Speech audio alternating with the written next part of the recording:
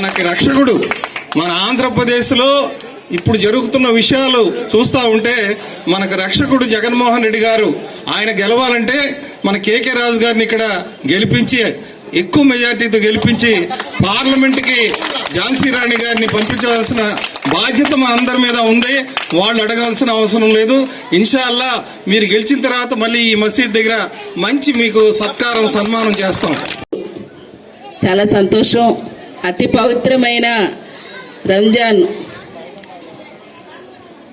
అటువంటి రోజులు ప్రారంభమై చాలా ఉపవాసం అనే భక్తితో చేస్తున్న కార్యక్రమంలోని మా ముస్లిం సోదరులందరూ ఈరోజు ఆహ్వానాన్ని నాకు ఇచ్చినందుకు, మీతో పాటు పాలు పంచుకోవడానికి అవకాశం ఇచ్చినందుకు పేరు పేరున వేదికనున్న ఈ కార్యక్రమం ఏర్పాటు చేసిన పెద్దలందరికీ పేరు పేరు హృదయపూర్వకంగా నమస్కారాలు తెలియజేసుకుంటున్నాను. వారు ఈరోజు నన్ను ఎంపీగా నిలబడమని నాకు అవకాశం కల్పించారు. ఫస్ట్ టైము మరి ఒక మహిళకి అవకాశం ఇస్తూ బీసీని మైనార్టీని ఎక్కడ కూడా పెద్ద తరహాలో ఈరోజు వారిని ఈరోజు సొసైటీకి బ్యాక్ బోన్ లాగా నిలబెట్టారనే ఆలోచనతోనే మనందరికి కూడాను ఈరోజు ముఖ్యమంత్రి గారు జగన్మోహన్ రెడ్డి గారు ఇచ్చిన అవకాశంతో ఎంపీగా నేను నిలబడడానికి ఈరోజు మీ ముందుకి నన్ను పంపించారు. మిమ్మల్ని నేను ప్రత్యేకించి మీ సోదరిని, నా కన్నవారు మా తండ్రి గారు నివాసం ఉంటున్నది కూడా ఇక్కడే, నేను విశాఖపట్నం వాస్తవరాలని మీ ఆడబడిచినాయి.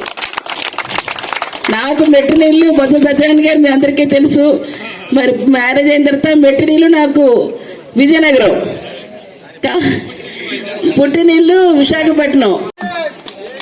మరి మీ అందరి తాలూకా ఆశీస్సులు తప్పనిసరిగా వారికి ఇస్తే ఇంకా ఇంకా మనందరికి కూడాను వెల్ఫేర్తో పాటు ఈ ప్రాంత అభివృద్ధి కోసం రానున్న రోజుల్లోని విశాఖని మరి పరిపాలనా రాజధానిగా తీసుకొస్తామన్న వారికి మనందరం కూడా వాలంటరీగా ఘన స్వాగతం చెప్తూ మనకి ఇస్తున్నందుకు వారికి మనమే మంచి ఓటు రూపంలో రేపు వారిని గెలిపించి ముఖ్యమంత్రిని చేసే బాధ్యతను కూడా తీసుకోవాలని చెప్పేసి ఈ సందర్భంగా పవిత్ర రంజాన్ మాసంలో ఉపవాస దీక్ష రెండో భాగంలో అడుగు పెడుతున్న సందర్భంగా ఇక్కడ ఉన్న విచ్చేసిన ముస్లిం సోదరులందరికీ కూడా నా హృదయపూర్వక రంజాన్ శుభాకాంక్షలు తెలియజేస్తూ ఈరోజు ఈ కార్యక్రమానికి సభాధ్యక్షత వహించిన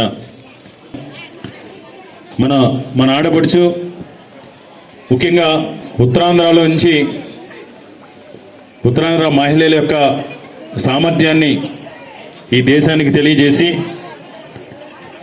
వెనుకబడిన విజయనగరం జిల్లాకి జిల్లా పరిషత్ చైర్మన్గా అనేక సేవలు అందించి ఆ జిల్లా ప్రగతి పదంలో నడిపించడంలో ప్రధాన భూమిక పోషించి 2 సార్లు పార్లమెంటు మెంబర్గా, ఒకసారి విజయనగరం నుంచి, ఒకసారి బొబ్బిలి పార్లమెంట్, 2 సార్లు పార్లమెంట్ మెంబర్గా పనిచేసి ఈరోజు మెట్టినిల్లో రాజకీయంగా మెట్టినిన్న ప్రాంతాన్ని సామాజికంగా ఆర్థికంగా అభివృద్ధి చేయడంలో ప్రధాన భూమిక పోషించి ఈరోజు పుట్టినిల్లుకు వచ్చి మనందరూ ఆడపడుసుగా వైఎస్ఆర్ కాంగ్రెస్ పార్టీ తరఫున విశాఖ పార్లమెంట్ అభ్యర్థిగా పోటీ చేస్తున్న సోదరి డాక్టర్ బొత్స ఝాన్సీ లక్ష్మి గారికి ఈరోజు మన కార్యక్రమానికి ఇచ్చేసినందుకు ఘన స్వాగతం పలుకుతూ